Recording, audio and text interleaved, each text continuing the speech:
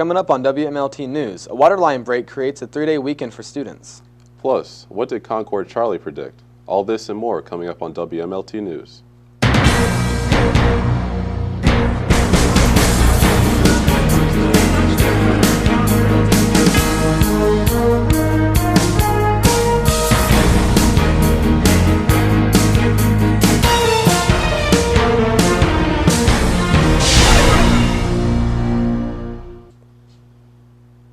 Hello and welcome to WMLT News. I'm Brock Hess. And I'm Sam Wright.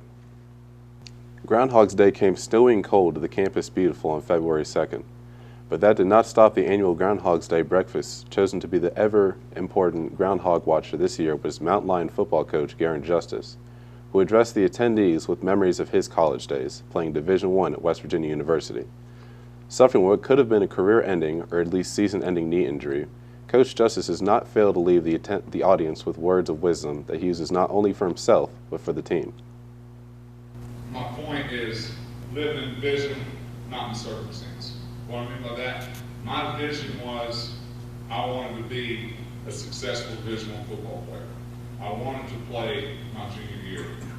The circumstance was I hurt my knee. The circumstance was the coaches didn't want me to play. The circumstance was everything in my path, they didn't want me to be successful. Justice was awarded a plaque for the honor.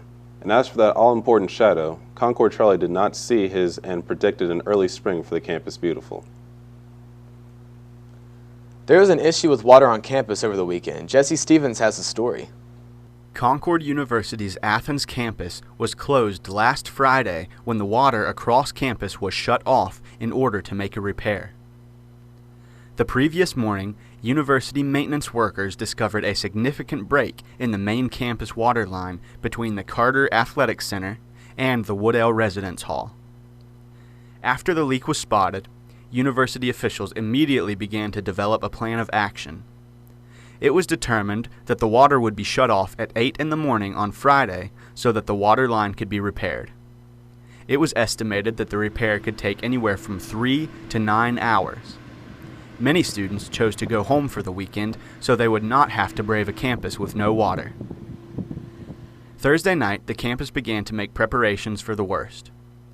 Water was brought in so that the cafeteria could still operate. When the repair started on Friday, it did not go exactly as planned. The water was not turned off for several hours. Even until early afternoon, no one had seen the water shut off. However, by 3 in the afternoon, an email went out informing students that the repairs were complete and the campus water system was back to normal. Thanks to the hard work of many Concord staff members, the potentially terrible water crisis was resolved with very little difficulty.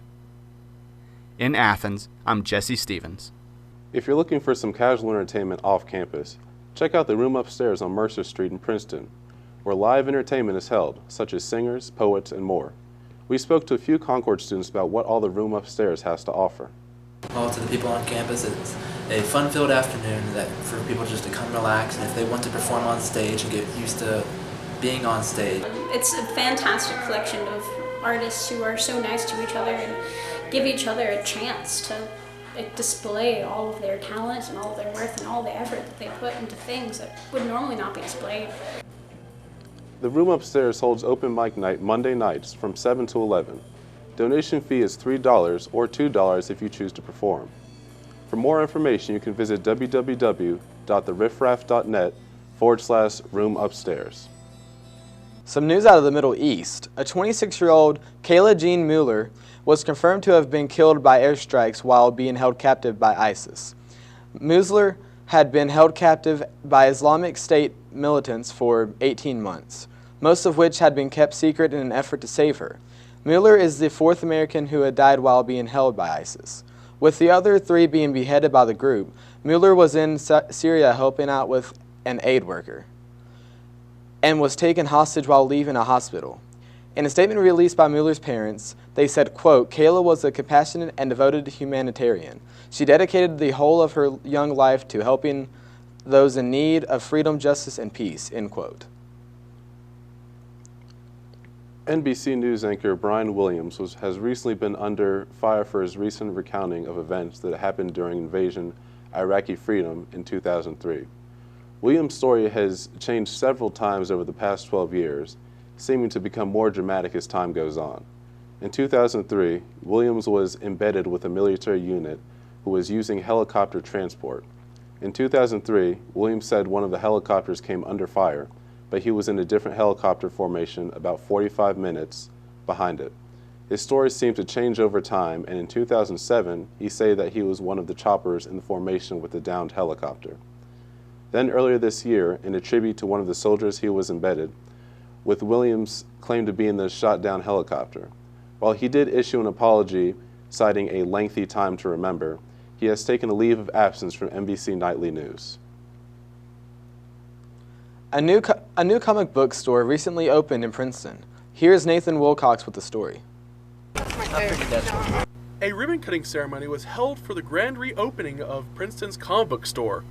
Crit Hit Comics and Games, now owned by husband and wife and Concord alums Benjamin and Aaron Holdrum, told me how the rebranding came to be.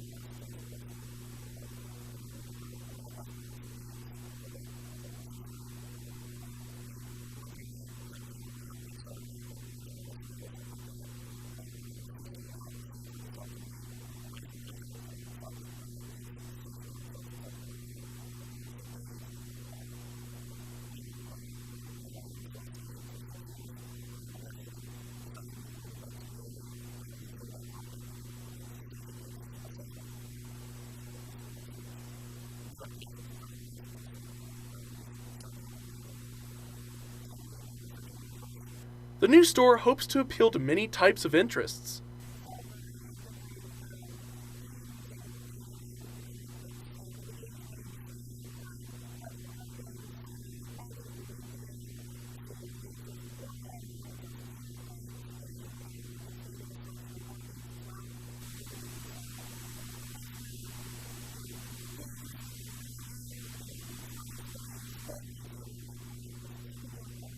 And unlike most store openings, Crit Hit Comic and Games was a piece of cake.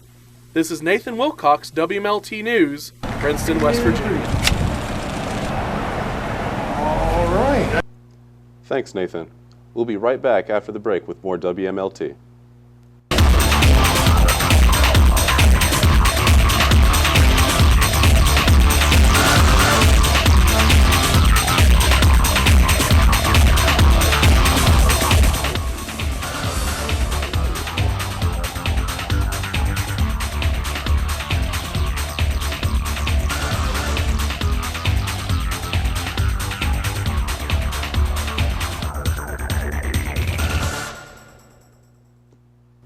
Welcome back. When getting to and from work, most have some method of public transportation to get them there. That is not the case for Detroit, Michigan native James Robertson, who makes a 46-mile commute on foot to clock in and out of work. The 56-year-old Robertson works in the northern metropolitan area in Detroit with a plastic parts manufacturer in Rochester Hills. After Robertson's 1988 Honda Accord failed, he had been commuting to work on foot for the past 10 years. Seldom getting rides from friends or using public transportation despite the circumstances, Robertson has a clean attendance record and will never complain. People as well as car dealerships have heard his story and have donated money as well as cars toward his cause. It is time for Arcadian Game Review with Nathan Wilcox. Thanks, guys. Now here's a little news from the world of video game entertainment. Club Nintendo, Nintendo's reward program, will be closing this year. Since 2008, Club Nintendo has rewarded consumers of Nintendo products with free games and merchandise for those who register their products on the Club Nintendo website. For its last swan song, the club has added a large number of free games and physical rewards for those who've been sitting on redemptions. All Club Nintendo members now have until March to register any products, and the site will promptly shut down on July 1st, 2015. Playtonic Games, a developer studio made up of 6 former Rareware game developers, is working on a new 3D platformer akin to Banjo-Kazooie and Donkey Kong 64. Announced on their newly formed website, their first blog post said that Playtonic Games would have more information as time goes on, but they said to expect your nostalgia bone to be tickled. And that's all we have for Arcadian Gaming News. Now back to the desk. Now with the new movie review, it's Brady Meadows with Take It or Leave It. This week's movie is The Interview, starring Seth Rogen and James Franco. In the interview, James Franco plays Dave Skylark, who is an anchor to his own show, Skylark Tonight. And Seth Rogen plays Aaron Rappaport, Skylark's best friend and the director of his show. In the movie, North Korean Prime Minister Kim Jong-un contacts the show and asks them to interview him.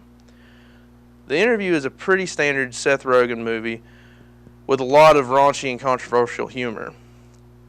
So it's not one that you want to watch with the kids. I have to say I wasn't impressed at all with the movie.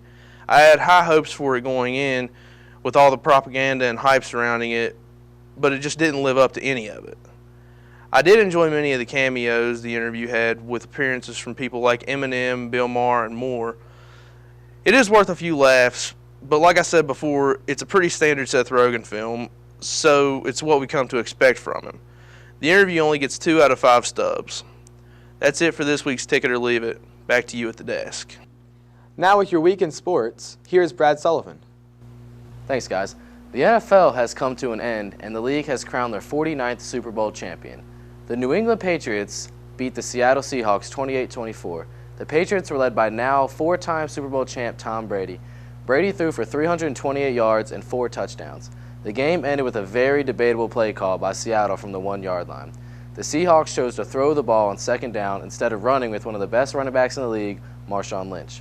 Lynch already had 102 yards in the game, but instead Seattle threw the ball and the pass was intercepted by Patriots safety Malcolm Brown to clinch the win. Now for a Concord Athletics update. The men's basketball team has a 14-8 record with 6 games left to play. The Concord women's basketball team is 6-16 with 6 games left to play.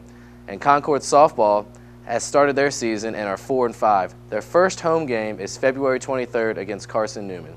The Concord baseball team opens their season on February 21st against the University of Pittsburgh at Johnstown.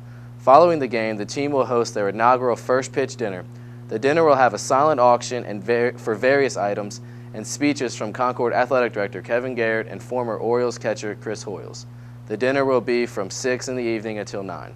That's all for sports. I'm Brad Sullivan. Back to you guys at the desk. And that's all for WMLT. I'm Sam. And I'm Brock. Tonight we are leaving you all with a special Valentine's Day segment led by Kristen and Brady. We'll see you next time. Hey, I'm Brady. And I'm Kristen. Valentine's Day is coming up, and in the spirit of the holiday, we're going to be going around campus today and asking people some questions. So some of the things that we're going to be asking are what their plans are for the holiday this year and possibly some of their favorite pickup lines that they've ever had used on them. We might even try and use some of these pickup lines ourselves. So Mr. Smith, what's your favorite pickup line? Hey, hon, get in the truck. So Chris, what are your plans for Valentine's Day? Probably just gonna binge watch Netflix and pick up friends. So, what is your favorite pickup line?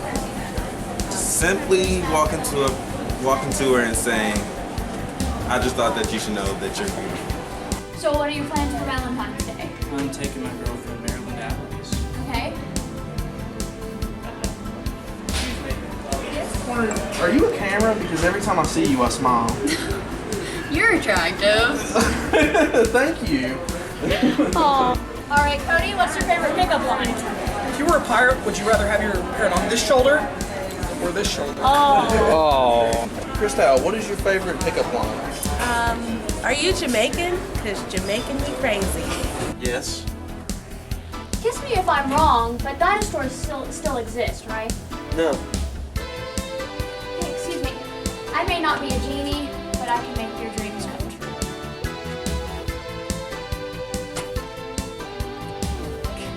Thanks for watching, guys. Hope you enjoyed our Valentine's Day segment. We'll see you next time.